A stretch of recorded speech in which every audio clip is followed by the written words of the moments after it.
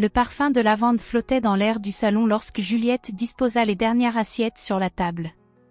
Ses mains tremblaient légèrement, elles tremblaient toujours quand Céleste venait dîner. Sa belle-mère avait ce don particulier de transformer n'importe quel moment en examen de passage, et ce soir ne ferait pas exception. Thomas avait invité ses collègues de la banque, une soirée importante pour sa carrière selon lui.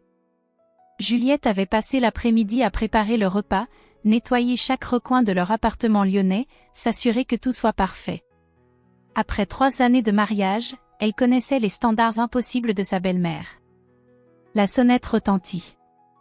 Thomas se précipita pour ouvrir, son sourire le plus charmeur déjà en place. Céleste entra majestueusement, scrutant l'appartement de ses yeux perçants. À 62 ans, elle possédait cette élégance froide qui imposait le respect et la crainte. Son regard s'arrêta sur le bouquet de roses que Juliette avait disposé au centre de la table. « Les roses sont un peu fanées, tu ne trouves pas ?» lança-t-elle sans même dire bonjour. Juliette sentit ses joues s'empourprer. Les roses étaient fraîches du matin, elle les avait choisies avec soin. Mais devant Céleste, tout semblait soudain insuffisant, imparfait, décevant. Les invités arrivèrent progressivement, Monsieur Duchamp, le directeur régional, accompagné de sa femme, puis les autres collègues avec leurs épouses. Juliette les accueillit avec grâce, servant l'apéritif qu'elle avait préparé. Les conversations s'animèrent autour des derniers résultats de la banque et des projets d'avenir. Céleste monopolisait l'attention, racontant ses voyages avec son mari, ses œuvres de charité, ses relations dans la haute société lyonnaise. Juliette l'écoutait en silence, servant discrètement, remplissant les verres, veillant au confort de chacun. C'était son rôle, pensait-elle. L'épouse parfaite qui reste dans l'ombre. Le dîner se déroula sans accroc jusqu'au moment de servir le dessert. Juliette venait de poser le plateau de tarte aux fruits sur la table quand elle remarqua une tache sur la nappe, près de la place de Monsieur Duchamp. Une simple goutte de vin rouge, presque invisible. Céleste l'avait vue aussi. Ses yeux se plissèrent dangereusement. « Juliette, viens ici immédiatement. » Le ton était sec, autoritaire. Les conversations s'interrompirent. Tous les regards se tournèrent vers les 2 femmes. Juliette s'approcha, sentant son cœur s'emballer. « Regarde-moi cette nappe. Tu ne peux donc rien faire correctement ?» Le silence était pesant. Juliette sentait le regard des invités peser sur elle, leur expression partagée entre gêne et curiosité. Thomas fixait son assiette, incapable de lever les yeux. « Ce n'est qu'une petite tache, maman, » murmura-t-il faiblement. « Une petite tache ?» La voix de Céleste monta d'un cran. « Devant Monsieur Duchamp ? Devant nos invités ? C'est inacceptable. » Elle se leva brusquement, dominant Juliette de toute sa hauteur. « Occupe-toi du linge sale de mon mari, nous sommes des invités. » Les mots claquèrent comme une gifle. Juliette recula, choquée par la violence du ton et l'absurdité de la demande. « Le linge sale ? Maintenant ? Devant tout le monde ? Madame Céleste, je... » commença-t-elle. « Pas de discussion. Tu es là pour servir cette famille, alors sers. » L'humiliation était totale. Juliette sentait les regards brûler sa peau, entendait les murmures embarrassés des invités. Thomas restait muet, tête baissée, lâche jusqu'au bout. Il ne la défendrait pas. Comme toujours. D'une voix étranglée, elle articula. « Très bien. » Elle quitta la salle à manger sous les regards compatissants de certains invités et les sourires narquois d'autres. Dans la buanderie, elle contempla le panier de linge en tremblant de rage et d'humiliation. 3 ans qu'elle endurait cela. 3 ans qu'elle s'effaçait, qu'elle courbait l'échine, qu'elle acceptait l'inacceptable. Cette nuit-là, allongée dans le lit conjugal, elle écouta Thomas ronfler paisiblement à côté d'elle. Il n'avait même pas essayé de s'excuser ou d'expliquer. Pour lui, l'incident était clos. Mais pour Juliette, quelque chose venait de se briser. Définitivement. Le réveil sonna à 6 heures, comme chaque matin. Juliette ouvrit les yeux sur le plafond blanc de leur chambre, encore habité par l'humiliation de la veille. Les images défilaient en boucle, le regard méprisant de Céleste, les sourires gênés des invités, le silence lâche de Thomas. Elle avait mal dormi, réveillée plusieurs fois par des cauchemars où elle entendait encore cette voix stridente, « Occupe Théoï du linge sale ». Thomas était déjà parti au travail, laissant ses affaires éparpillées dans la salle de bain. Comme d'habitude. Juliette se leva lentement, ses muscles endoloris par la tension de la nuit. Dans le miroir, son reflet lui renvoya l'image d'une femme fatiguée, aux traits tirés, aux yeux cernés. Quand avait-elle cessé de se reconnaître? En descendant à la cuisine, elle découvrit le carnage. La vaisselle sale s'empilait dans l'évier, les restes du dîner traînaient sur le plan de travail, les verres tachés de vin jonchaient la table. Céleste et son mari étaient restés dormir dans la chambre d'amis, comme prévu. Mais apparemment, ils avaient continué la soirée après son départ forcé. Juliette commença machinalement le nettoyage, ses gestes automatiques après des années de routine. Laver, essuyer, ranger. Toujours rangé derrière les autres. Elle était en train de récurer une casserole particulièrement sale quand des éclats de voix lui parvinrent du salon. « Cette fille n'a vraiment aucune éducation », disait Céleste à son mari. « Tu as vu comment elle nous a regardés hier soir ? Aucun respect pour ses aînés. » Juliette suspendit son geste. Elle parlait d'elle, évidemment. Et cette nappe ? Servir un repas sur du linge taché, quelle honte ! Heureusement que nous étions là pour recadrer les choses. Le sang de Juliette ne fit qu'un tour. Recadrer ? C'était elle qui avait été humiliée publiquement, pas eux. Elle posa brusquement la casserole et tendit l'oreille. Thomas aurait dû mieux la dresser dès le départ, continuait Céleste. Nous sommes des invités dans cette maison.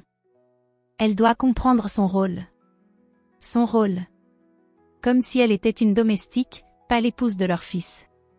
Juliette sentit une colère sourde monter en elle, différente de tout ce qu'elle avait pu ressentir avant. Quelques minutes plus tard, Céleste fit irruption dans la cuisine, déjà habillée et maquillée à la perfection. Elle examina le travail de Juliette d'un œil critique, passant le doigt sur les surfaces comme une inspectrice. « Juliette, nous partons dans 1 heure. J'aimerais que tu t'occupes de nos affaires personnelles avant notre départ. » « Vos affaires personnelles ?» répéta Juliette, ne comprenant pas. « Nos vêtements d'hier soir sont dans la chambre d'amis. Ils ont besoin d'être lavés et repassés. Et puis, les chaussures de mon mari sont un peu poussiéreuses, il faudra les nettoyer aussi. » Juliette la dévisagea, incrédule. Après l'humiliation d'hier, Céleste osait encore la traiter comme sa femme de ménage ? « Madame Céleste, Et n'oublie pas de refaire le lit avec des draps propres. Nous reviendrons peut-être la semaine prochaine. » La belle-mère tourna les talons et quitta la cuisine, laissant Juliette plantée là, tremblante de rage. C'était donc ça, son avenir ? Servir éternellement cette femme arrogante qui la considérait comme quantité négligeable ? Elle monta à l'étage, le cœur battant. Dans la chambre d'amis, le spectacle la figea. Céleste et son mari avaient tout saccagé. Les vêtements traînaient partout, la salle de bain était dans un état épouvantable, ils avaient même laissé des traces de boue sur le tapis clair. Comme s'ils l'avaient fait exprès. C'est en ramassant la chemise froissée du beau-père que Juliette craqua. Quelque chose explosa dans sa poitrine, une libération sauvage et irrépressible. Elle lâcha le vêtement et regarda autour d'elle. Leurs affaires. Leurs précieuses affaires. Sans réfléchir, elle ouvrit la fenêtre qui donnait sur le jardin. Le vent frais d'octobre s'engouffra dans la pièce. Juliette attrapa la première valise et la vida entièrement par la fenêtre. Les vêtements s'éparpillèrent sur la pelouse détrempée de rosée matinale. La deuxième valise suivit. Puis les chaussures, une par une. La trousse de toilette s'écrasa près du rosier, déversant son contenu. Juliette travaillait comme une forcenée, vidant méthodiquement tout ce qui appartenait à ses tourmenteurs. Quand elle eut terminé, elle contempla son œuvre par la fenêtre. Les affaires de Céleste et de son mari jonchaient le jardin comme après une tornade. Leurs beaux vêtements trempés par la rosée, leurs chaussures de luxe éparpillées dans l'herbe mouillée. Pour la première fois depuis des mois, Juliette sourit. Un vrai sourire, libérateur. Les cris ne tardèrent pas, Céleste avait découvert le spectacle depuis le salon. Ses hurlements résonnèrent dans toute la maison, mélange de fureur et d'incrédulité. Juliette descendit calmement les escaliers, prête à affronter la tempête. Elle venait de déclarer la guerre.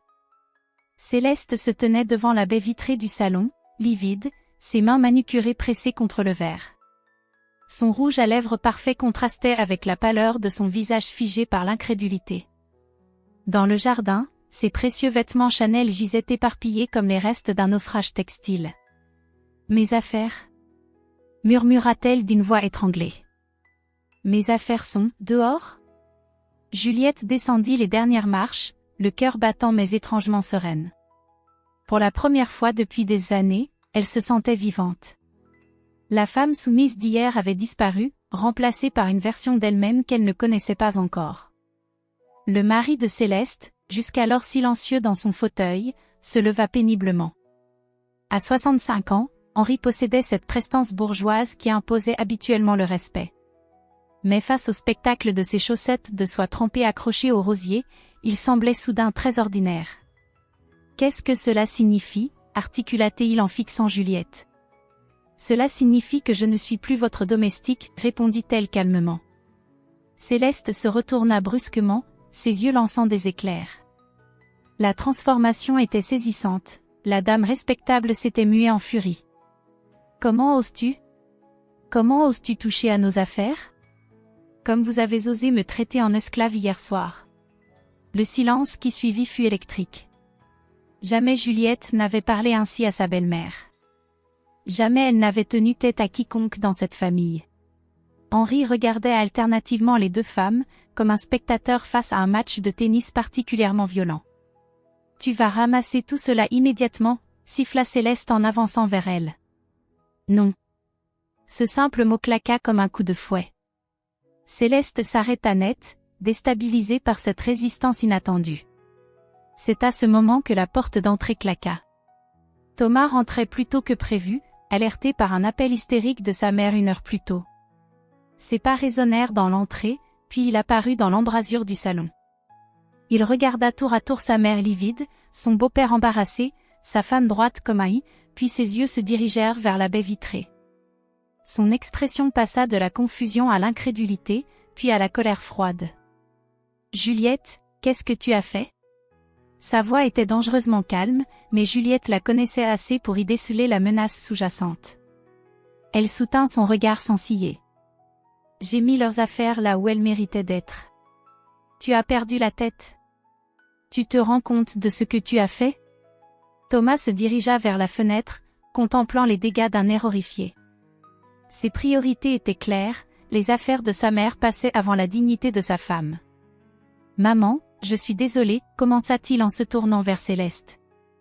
Je vais tout arranger, ne t'inquiète pas. » Thomas, l'interrompit Juliette d'une voix ferme. « Avant de t'excuser pour moi, demande-toi pourquoi j'ai fait ça. » Il la dévisagea comme si elle venait de parler chinois. « Pourquoi ? Parce que tu as craqué, voilà pourquoi. Parce que tu n'arrives pas à gérer la pression d'une famille comme la nôtre. » Les mots firent l'effet d'une gifle. Gérer la pression ? Comme si c'était elle le problème, pas les humiliations constantes qu'elle subissait. La pression, répéta-t-elle lentement. Tu appelles ça de la pression quand ta mère me traite comme sa bonne devant tes collègues ? Elle t'a simplement demandé de m'occuper de votre linge sale. Devant tout le monde. En me hurlant dessus comme si j'étais sa domestique. Thomas jeta un coup d'œil embarrassé vers sa mère, qui se tenait droite, le menton levé en signe de défi. Juliette a besoin de comprendre sa place dans cette famille, déclara Céleste d'un ton glacial. Nous l'avons accueillie généreusement, mais elle doit respecter nos valeurs et nos traditions. Vos traditions ? Juliette éclata d'un rire amer. Vos traditions consistent à humilier votre belle-fille pour vous sentir supérieure ? Ça suffit, explosa Thomas. Tu vas t'excuser immédiatement et nettoyer tout ce désordre. Le moment de vérité était arrivé. Juliette regarda l'homme qu'elle avait épousé 3 ans plus tôt, celui qu'elle avait cru aimer, celui qui était censé la protéger et la chérir. Mais devant elle se tenait un étranger, un homme incapable de la défendre face à sa propre mère. Non, Thomas. Je ne m'excuserai pas. Alors tu pars, cria-t-il, les veines saillantes sur son cou. Tu fais tes valises et tu quittes cette maison. Très bien. La simplicité de sa réponse le déstabilisa. Il s'attendait visiblement à des larmes, des supplications, une soumission finale. Pas à cette acceptation sereine. Tu acceptes? Oui. Mais avant de partir, j'aimerais savoir une chose. Elle marqua une pause, plantant son regard dans le sien. Si tu devais choisir entre ta mère et ta femme, qui choisirais-tu? Thomas ouvrit la bouche, puis la referma. Son silence était plus éloquent que toutes les paroles. Céleste esquissa un sourire de triomphe. Je vois, murmura Juliette. Tu as déjà choisi. Elle se dirigea vers l'escalier d'un pas décidé. Derrière elle, elle entendit Céleste chuchoter à son fils. C'est mieux ainsi, chérie. Cette fille n'était pas faite pour notre famille. En montant vers leur chambre, Juliette ne ressentait ni tristesse ni regret. Juste une immense libération, comme si un poids énorme venait de glisser de ses épaules. Elle venait de comprendre qu'elle n'avait pas perdu un mari. Elle avait gagné sa liberté. Le petit appartement de Sarah sentait la cannelle et le café fraîchement moulu. Assise en tailleur sur le canapé-lit qui lui servait de refuge depuis une semaine, Juliette fixait l'écran de son téléphone portable. Ses valises étaient restées dans un coin, encore à moitié défaites, comme si une partie d'elle refusait d'accepter la réalité de sa nouvelle situation. Sarah émergea de la cuisine, 2 tasses fumantes à la main. Son amie de longue date avait accueilli Juliette sans poser de questions, se contentant de lui offrir son canapé et une oreille attentive. Infirmière comme elle à l'hôpital Édouard Herriot, Sarah connaissait Thomas et n'avait jamais caché qu'elle le trouvait bizarre avec sa mère. Les papiers du divorce avancent, demanda Sarah en s'installant dans son fauteuil préféré. Maître Lemoine dit que ce sera simple. Pas d'enfant, pas de bien commun substantiel. Juliette haussa les épaules. Thomas ne conteste rien. Il a même l'air pressé d'en finir. Ce qui l'étonnait le plus, c'était cette absence de tristesse. Elle s'attendait à pleurer, à regretter, à souffrir. Mais tout ce qu'elle ressentait, c'était un immense soulagement, comme si elle sortait enfin d'une prison dont elle n'avait pas réalisé l'existence. Tu sais ce qui me tracasse, continua Juliette en reposant sa tasse. Ce que Thomas m'a dit avant que je parte. Que j'étais plus docile que ses précédentes copines. Il a vraiment dit ça? Mot pour mot. Et le sourire de sa mère quand il l'a dit? Juliette frissonna. J'ai l'impression d'avoir été choisie comme on choisit un animal domestique. Sarah fronça les sourcils, son instinct protecteur en alerte. Tu as gardé le contact avec ses ex? Non, jamais.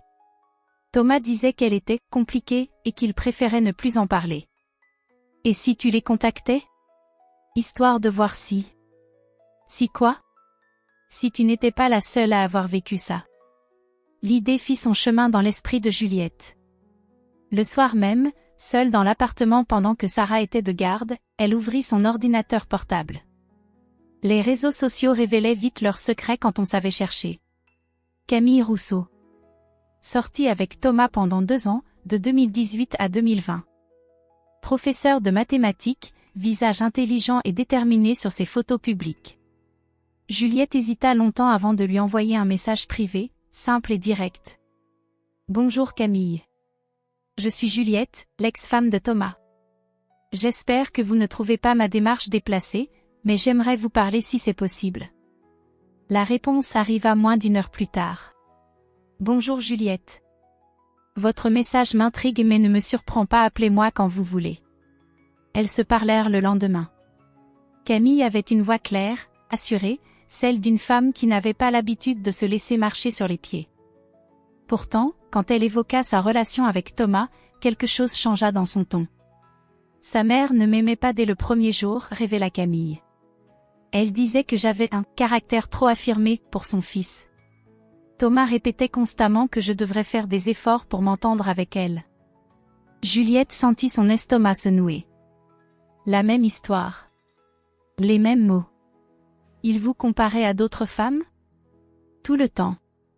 Il me disait que sa précédente copine, Amélie, était plus accommodante. Que je pourrais prendre exemple sur elle. Amélie. Juliette nota le prénom sur un papier. Comment ça s'est terminé entre vous? Un silence. Puis Camille reprit, sa voix légèrement tremblante. Un jour, Céleste m'a dit en face que je n'étais pas le bon profil pour son fils. Que les femmes fortes en caractère finissaient toujours par rendre les hommes malheureux. Thomas était présent et n'a rien dit. Rien du tout. L'histoire résonnait douloureusement avec ce que Juliette avait vécu. Même schéma, même abandon, même lâcheté de Thomas face à sa mère. Je suis partie le soir même, poursuivit Camille. Et vous savez le plus étrange ? 2 semaines plus tard, Thomas m'a appelé pour me dire qu'il avait rencontré quelqu'un d'autre. Quelqu'un de plus compatible avec sa famille. Juliette ferma les yeux. Elle était cette quelqu'un d'autre. La remplaçante choisie pour sa supposée docilité. Cette personne, c'était moi, murmura-t-elle. Je m'en doutais. Thomas m'avait parlé d'une infirmière très douce qu'il avait rencontrée à l'hôpital. Après avoir raccroché, Juliette resta longtemps immobile dans le silence de l'appartement. Elle commençait à comprendre l'ampleur de la manipulation qu'elle avait subie. Thomas et sa mère évaluaient les femmes comme on évalue du bétail, cherchant celle qui se laisserait le mieux dresser. Le lendemain, elle retrouva facilement Amélie Durand sur les réseaux sociaux. Architecte, 32 ans, sourire éclatant. Son message fut encore plus direct. Bonjour Amélie. Je m'appelle Juliette et j'étais mariée à Thomas. J'aimerais vous poser quelques questions sur votre relation avec lui, si vous acceptez. La réponse d'Amélie arriva dans la soirée, accompagnée d'un numéro de téléphone. Appelez-moi. Il faut qu'on se parle. Quand Juliette composa le numéro, ce fut une voix ferme qui décrocha. J'attendais votre appel depuis 3 ans, dit Amélie sans préambule. Il était temps que quelqu'un découvre la vérité sur Thomas et sa mère. Dans la pénombre de l'appartement de Sarah, Juliette comprit qu'elle n'était pas la première victime. Et sûrement pas la dernière. 2 mois après sa séparation, Juliette retrouvait ses marques à l'hôpital Édouard Herriot. Les couloirs familiers, l'odeur de désinfectant, le rythme du service de cardiologie, tout cela lui procurait un sentiment de normalité dont elle avait besoin. Ici, elle était respectée, utile. Personne ne la traitait comme une domestique. Ce matin-là, elle préparait les perfusions pour Madame Girard, sa patiente préférée, une ancienne institutrice qui se remettait d'un pontage coronarien. La vieille dame avait cette sagesse bienveillante qui réconfortait Juliette. « Vous avez meilleure mine ces derniers temps, ma petite, observa Madame Girard. Ce divorce vous réussit. » Juliette sourit. Les patients étaient souvent plus perspicaces que les médecins pour déceler les changements. « J'apprends à me reconstruire, répondit-elle en vérifiant le moniteur. « C'est bien. Une femme ne doit jamais s'oublier pour un homme. » Ces paroles résonnèrent dans l'esprit de Juliette tandis qu'elle terminait sa tournée. Une voix l'interpella dans le couloir. « Mademoiselle, excusez-moi ?» Elle découvrit un homme en blouse blanche qu'elle ne connaissait pas. La quarantaine, cheveux poivre et sel, regard intelligent. Son badge indiquait « Docteur Antoine Moreau, chirurgie cardiaque. »« Je suis le nouveau chirurgien, précisa-t-il avec un sourire chaleureux. Le docteur Blanchard m'a dit le plus grand bien de votre travail. » Juliette se sentit rougir légèrement. Après des années d'humiliation, les compliments professionnels prenaient une saveur particulière. « J'aimerais vous parler d'un projet, continua-t-il. » Ils s'installèrent dans la salle de pause. Antoine expliqua qu'il cherchait à monter une mission humanitaire au Maroc, en partenariat avec l'hôpital. « Nous avons besoin d'infirmières expérimentées pour 3 semaines à Casablanca. Le dispensaire local manque de personnel qualifié en cardiologie. » Juliette l'écoutait, partagée entre excitation et appréhension. Partir à l'étranger ? Elle qui n'avait jamais quitté Lyon plus d'1 semaine. « J'ai peur de ne pas avoir le niveau requis, avoua-t-elle. Vos évaluations sont excellentes, vos patients vous adorent. Vous avez cette empathie qu'on ne peut pas enseigner. » Il marqua une pause. « Puis-je demander pourquoi vous hésitez ? Comment expliquer qu'elle sortait d'un mariage où chaque décision était contrôlée ? » Thomas lui répétait qu'elle n'était pas assez qualifiée pour évoluer. « J'ai traversé une période difficile récemment, finit-elle par dire. J'ai moi-même vécu un divorce il y a 2 ans. Je sais ce que c'est de douter après une séparation difficile. Sa franchise l'a surpris. Pas de pitié, juste une reconnaissance mutuelle d'une épreuve partagée. Cette mission m'a énormément aidé à me reconstruire. Sortir de son environnement, se concentrer sur l'essentiel. C'est thérapeutique. Juliette imagina cette vie différente, loin des souvenirs de son mariage raté. Une chance de se redécouvrir. Le départ est prévu quand? Dans 6 semaines. Ce soir-là, chez Sarah, Juliette tourna la proposition dans sa tête. Son amie l'encourageait vivement. « Tu as peur de quoi ?» demanda Sarah. « Et si je n'y arrive pas ?»« Juliette, tu es l'une des meilleures infirmières de notre service. Arrête de douter à cause de Thomas. » Le déclic se fit. Thomas. Encore lui. Même séparée, elle entendait sa voix lui dire qu'elle n'était pas assez bien. « Tu as raison. Il est temps que j'arrête de me limiter. » Le lendemain, elle frappa à la porte d'Antoine. « Docteur, si l'offre tient toujours, j'aimerais faire partie de votre équipe. » Pour la première fois depuis longtemps, Juliette choisissait son propre avenir. La chaleur de Casablanca enveloppait Juliette comme une étreinte bienfaisante. Cela faisait 10 jours qu'elle travaillait au dispensaire Sidi Moumen, et pour la première fois depuis des années, elle se sentait vraiment utile. Ici, pas de protocole rigide ni de hiérarchie pesante. Juste des patients qui avaient besoin d'elle, et une équipe soudée par un objectif commun. Le dispensaire était un bâtiment modeste aux murs blanchâtres, situé dans un quartier populaire de la ville.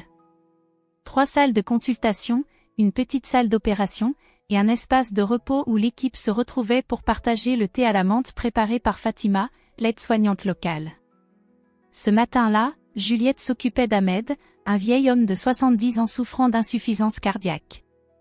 Malgré la barrière de la langue, ils ne parlaient qu'arabe et berbère, ils avaient développé une communication faite de sourires et de gestes bienveillants. Ahmed l'appelait « ma fille » dans sa langue, et ses yeux pétillaient de reconnaissance chaque fois qu'elle prenait soin de lui. « Comment va notre patient préféré ?» demanda Antoine en entrant dans la salle. Il portait une chemise en lin blanc froissée par la chaleur, ses cheveux légèrement ébouriffés. Loin de l'environnement aseptisé de l'hôpital lyonnais, il semblait plus détendu, plus humain. « Ses constantes s'améliorent » répondit Juliette en vérifiant une dernière fois le monitoring. Le nouveau traitement fait effet. Antoine examina Ahmed avec cette douceur particulière qu'elle avait appris à apprécier chez lui. Pas de gestes brusques, pas d'impatience. Il prenait le temps d'expliquer chaque geste, même quand le patient ne comprenait pas le français. « Vous avez changé » lui dit-il alors qu'ils quittaient la salle ensemble. « Comment ça ? Vous semblez libéré. Plus sûr de vous. C'est frappant. » Juliette réfléchit à ses paroles en se dirigeant vers la cuisine pour préparer le déjeuner. Il avait raison. Ici, au Maroc, elle se découvrait des capacités qu'elle ne soupçonnait pas. Elle prenait des initiatives, proposait des solutions, dirigeait même parfois les soins quand Antoine était en consultation ailleurs.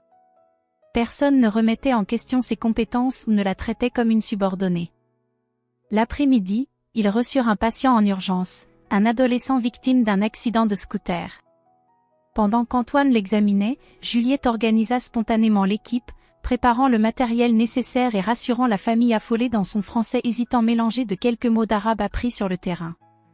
L'intervention se déroula parfaitement. Le jeune homme était hors de danger, sa famille soulagée. En nettoyant la salle après l'opération, Juliette réalisa qu'elle venait de gérer une situation d'urgence complexe sans une seule hésitation. « Vous avez été remarquable » lui dit Antoine en retirant ses gants.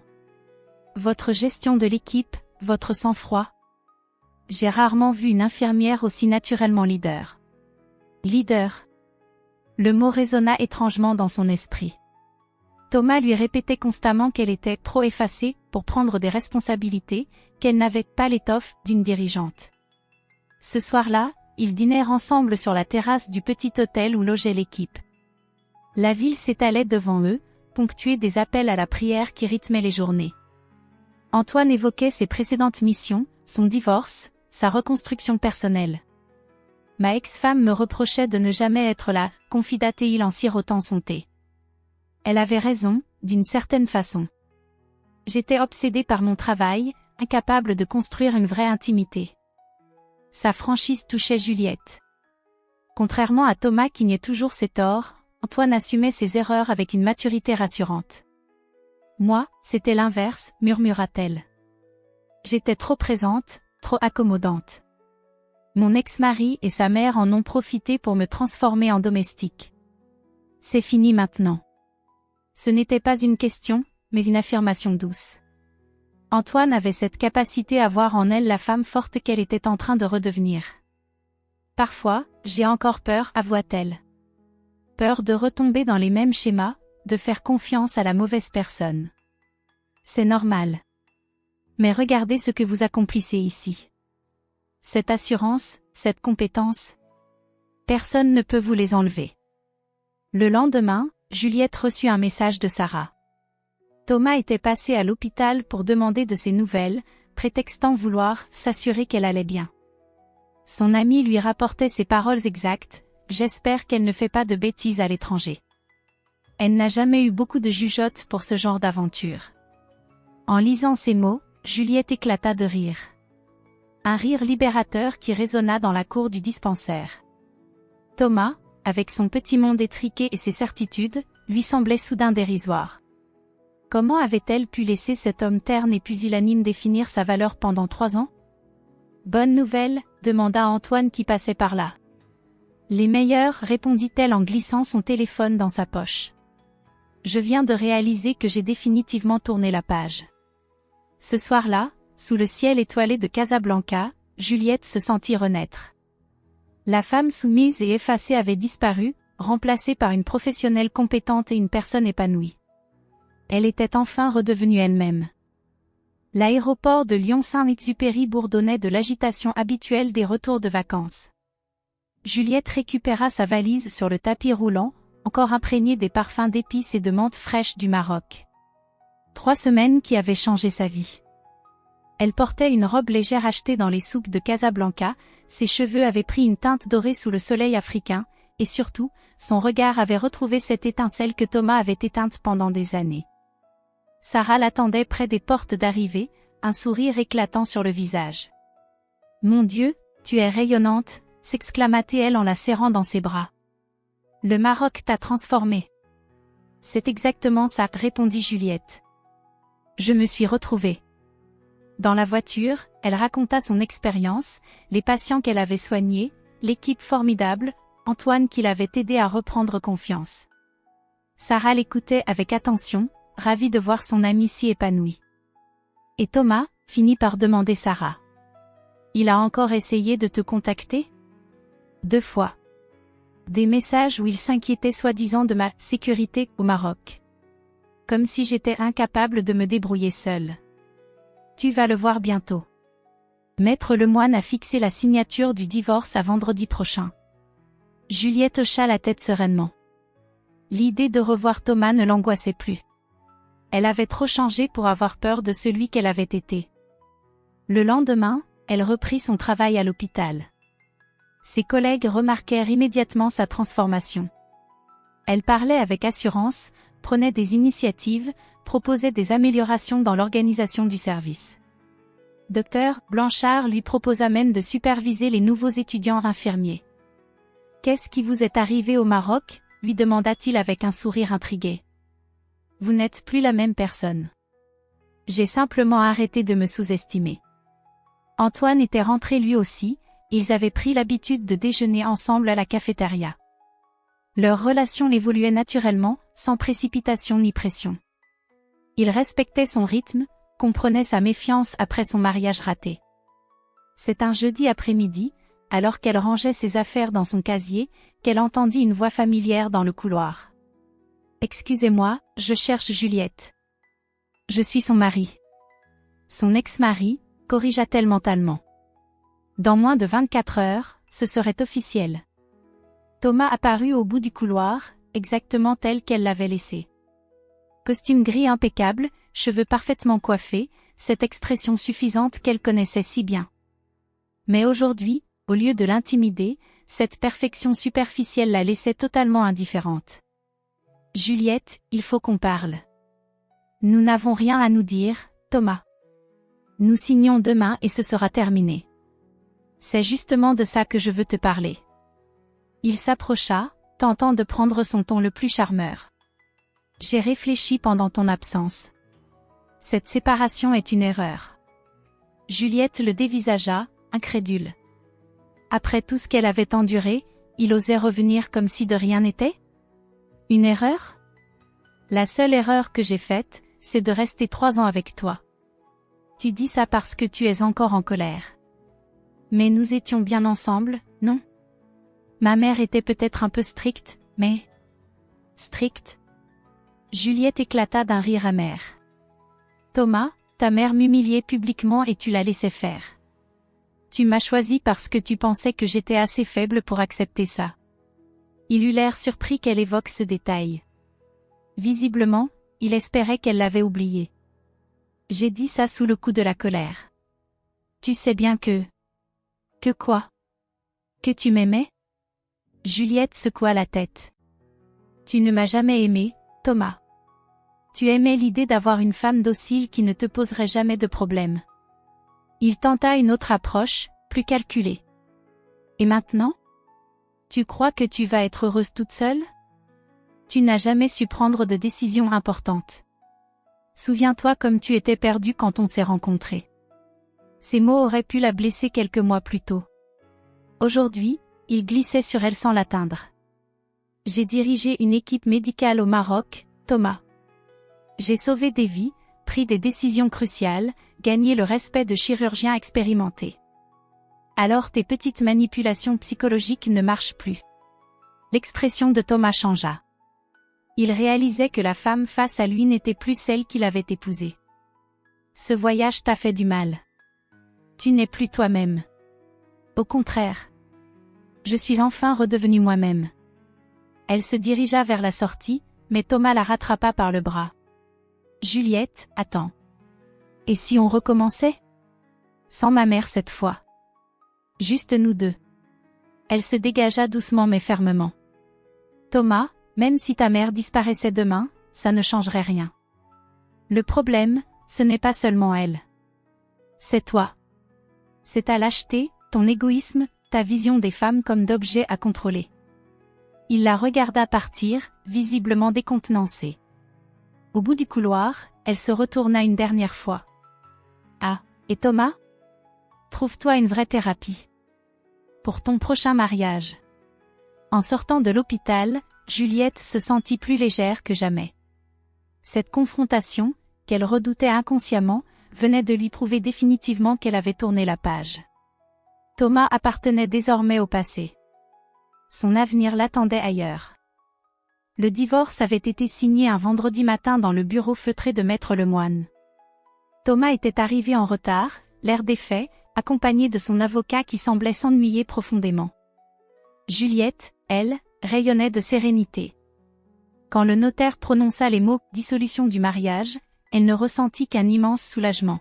« C'est fini », murmura-t-elle à Sarah qui l'avait accompagnée. « Non, chérie. Ça commence. » 3 semaines plus tard, Juliette avait trouvé un petit appartement lumineux dans le quartier de la Croix-Rousse. 2 pièces avec vue sur les toits de Lyon, un balcon fleuri et surtout, un silence apaisant.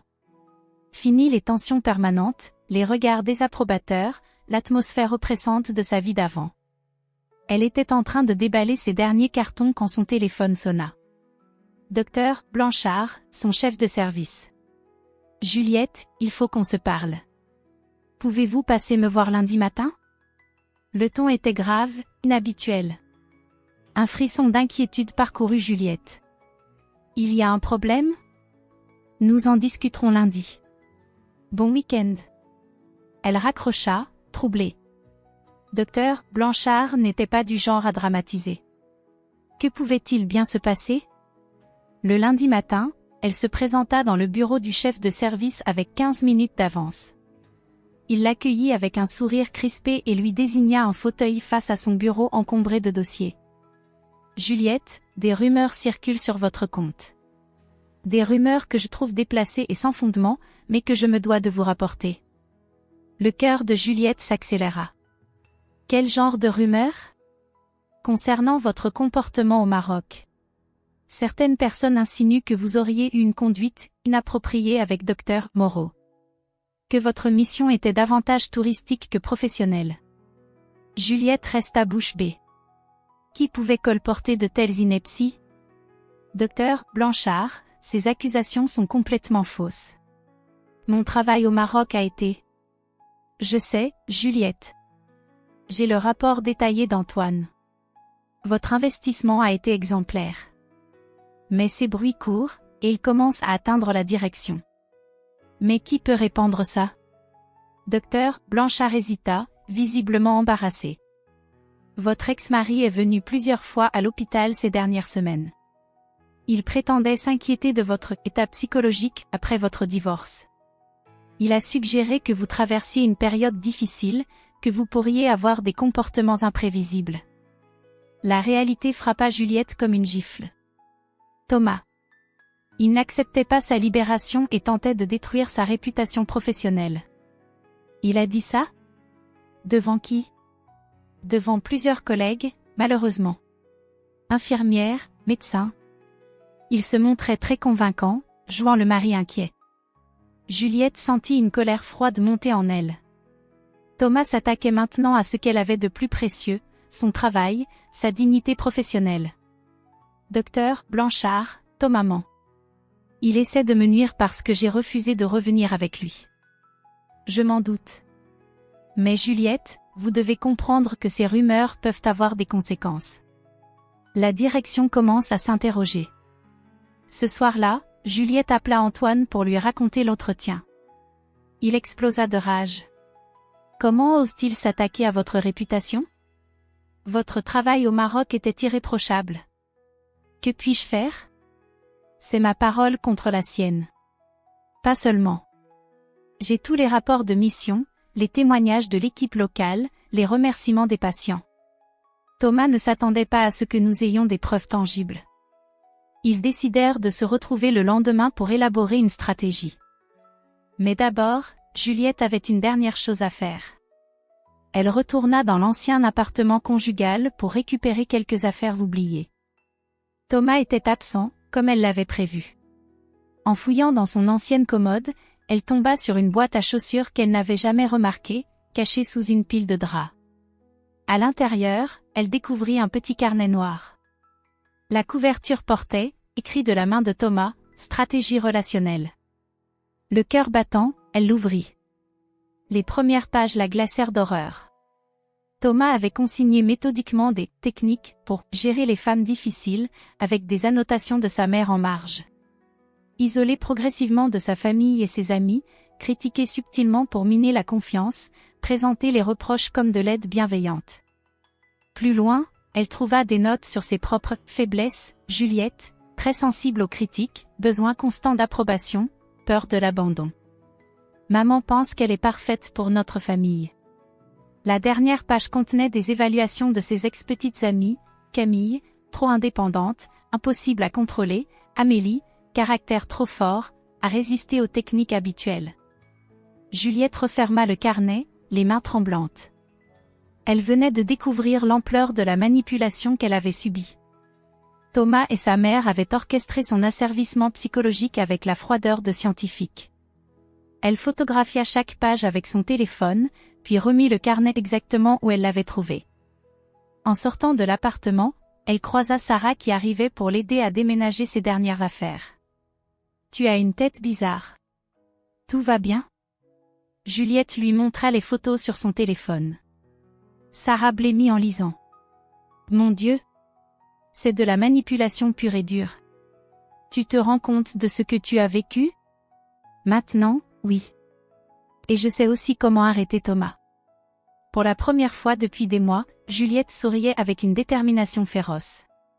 Thomas voulait jouer. Elle allait lui montrer que la femme, docile, qu'il croyait manipuler avait définitivement disparu. La guerre était déclarée. Et cette fois, elle avait les armes pour la gagner. Maître Lemoine examina les photos du carnet avec une attention soutenue, ses lunettes de lecture glissant légèrement sur son nez. Dans son bureau aux boiseries anciennes, le silence n'était troublé que par le tic-tac de l'horloge murale. Juliette et Antoine attendaient son verdict, assis côte à côte dans les fauteuils de cuir fatigués. Extraordinaire, murmura finalement l'avocat. En 40 ans de carrière, je n'ai jamais vu de preuve aussi explicite de manipulation psychologique organisée. Il releva la tête vers Juliette. Ces documents constituent un arsenal juridique redoutable. Harcèlement moral, diffamation, atteinte à la réputation professionnelle. Votre ex-mari s'est enfoncé tout seul. Que pouvons-nous faire concrètement ? Demanda Antoine. Plusieurs options. Plainte pénale pour harcèlement, action en diffamation, mise en demeure. Mais d'abord, il faut neutraliser sa campagne de désinformation à l'hôpital. Ils décidèrent d'une stratégie en 2 temps. D'abord, rencontrer Dr Blanchard avec les preuves pour rétablir la vérité.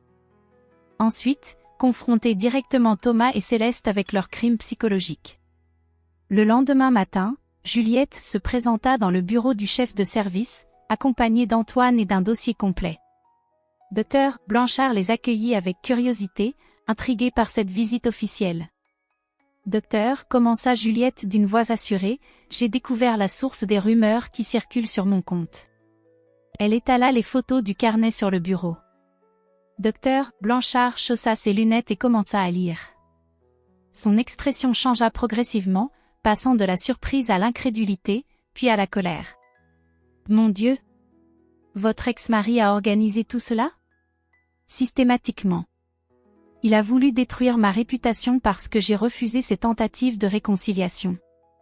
Antoine ajouta les rapports de mission du Maroc, les témoignages de l'équipe locale, les remerciements officiels du dispensaire. Un dossier irréprochable qui contrastait violemment avec les calomnies de Thomas. Cette manipulation est inadmissible, déclara Dr Blanchard en se levant. Je vais immédiatement convoquer une réunion de service pour rétablir la vérité. Et je peux vous assurer que votre ex-mari ne remettra plus les pieds dans cet hôpital. L'après-midi même, Thomas reçut un appel de Maître Lemoine l'invitant à une discussion amiable concernant ses récentes démarches. L'avocat avait utilisé un ton suffisamment menaçant pour qu'il accepte le rendez-vous, accompagné de sa mère. Ils se retrouvèrent dans une salle de réunion d'un hôtel du centre-ville. Thomas entra le premier, arborant son masque habituel de confiance, suivi de Céleste qui portait un tailleur noir strict et son éternelle expression hautaine. Ils s'arrêtèrent net en découvrant Juliette assise à la table, rayonnante de sérénité, flanquée d'Antoine et de l'avocat. « Qu'est-ce que ça signifie » attaqua Thomas. « Pourquoi nous as-tu fait venir ici » Maître Lemoine prit la parole sans préambule. « Monsieur, vous êtes convoqué pour répondre de vos actes de harcèlement et de diffamation envers votre ex-épouse. » Harcèlement ? Mais enfin, de quoi parlez-vous ? L'avocat sortit une copie du carnet et la posa sur la table. Thomas blêmit instantanément. « Reconnaissez-vous cette écriture ?» Le silence qui suivit fut éloquent. Céleste, elle, regardait fixement le carnet comme si elle venait de voir un fantôme. « Où avez-vous trouvé ça ?» balbutia Thomas. « Dans votre ancien appartement, » répondit calmement Juliette.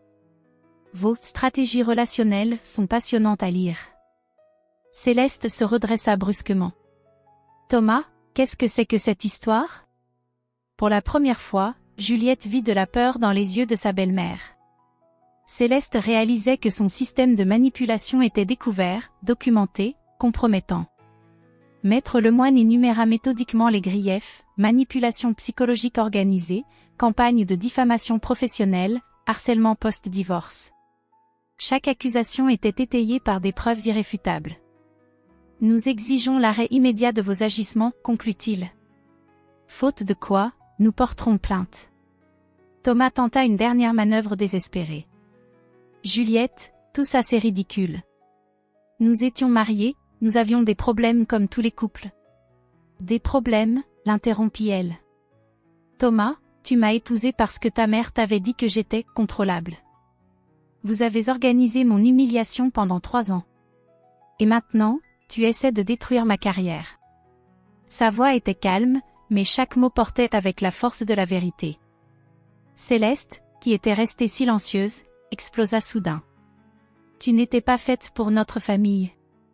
Tu n'as jamais compris nos valeurs, notre éducation. » « Vos valeurs ?»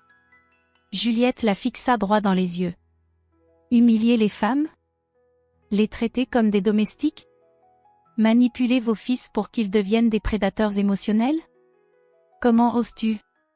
J'ose parce que c'est fini, Céleste. Votre petit système de domination s'arrête ici. La belle-mère sembla se dégonfler d'un coup. Pour la première fois, Juliette la voyait telle qu'elle était réellement, une femme âgée, effrayée par la perspective de perdre son pouvoir.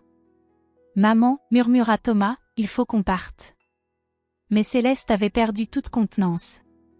Les années de manipulation, de mensonges, de domination la rattrapaient d'un coup. « C'est ma faute » lâcha-t-elle dans un souffle. « Tout est ma faute. » Elle regardait ses mains tremblantes, évitant le regard de son fils. « J'ai eu tellement peur qu'il me laisse, comme son père l'a fait. Alors j'ai voulu contrôler sa vie, ses femmes. J'ai enseigné à Thomas à faire pareil. » Thomas la dévisagea, horrifié par cet aveu public. « Maman, tais-toi. » « Non, Thomas. Assez de mensonges. Cette jeune femme mérite la vérité. » Céleste releva les yeux vers Juliette. « Je vous ai haï parce que vous étiez ce que je n'ai jamais pu être. Libre, indépendante, aimée pour ce que vous êtes. J'ai voulu vous briser comme on m'a brisé. » Le silence qui suivit était lourd d'émotions contradictoires. Juliette ressentait une étrange compassion pour cette femme qui venait d'avouer ses crimes psychologiques. « Maintenant, c'est terminé, dit-elle doucement. Vous ne ferez plus de mal à personne. » En sortant de l'hôtel, Juliette se sentit libérée d'un poids énorme. La vérité avait éclaté, les masques étaient tombés. Thomas et sa mère ne pourraient plus jamais prétendre être des victimes. Justice était faite. 3 ans plus tard. Le soleil printanier inondait l'amphithéâtre de l'université Claude Bernard. Juliette ajusta son micro et regarda l'assemblée de futurs soignants qui l'écoutaient avec attention. Elle venait de terminer sa conférence sur la violence psychologique conjugale. « Comment avez-vous trouvé la force de partir ?» demanda une étudiante.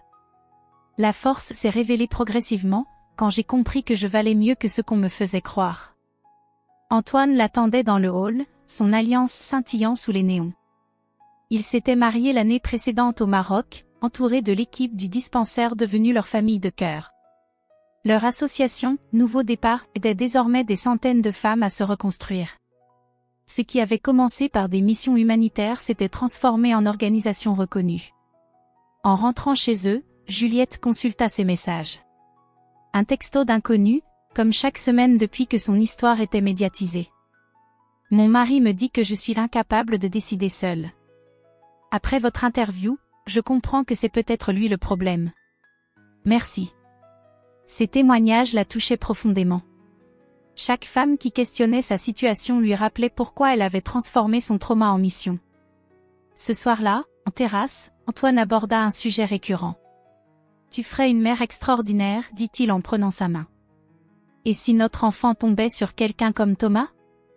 Nous lui apprendrons à reconnaître les manipulateurs, à avoir confiance en lui, à ne jamais accepter d'être diminué. » 2 mois plus tard, dans un café du centre-ville, Juliette retrouvait Céleste.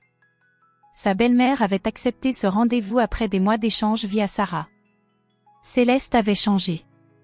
Cheveux blancs, regard adouci, fragilité nouvelle.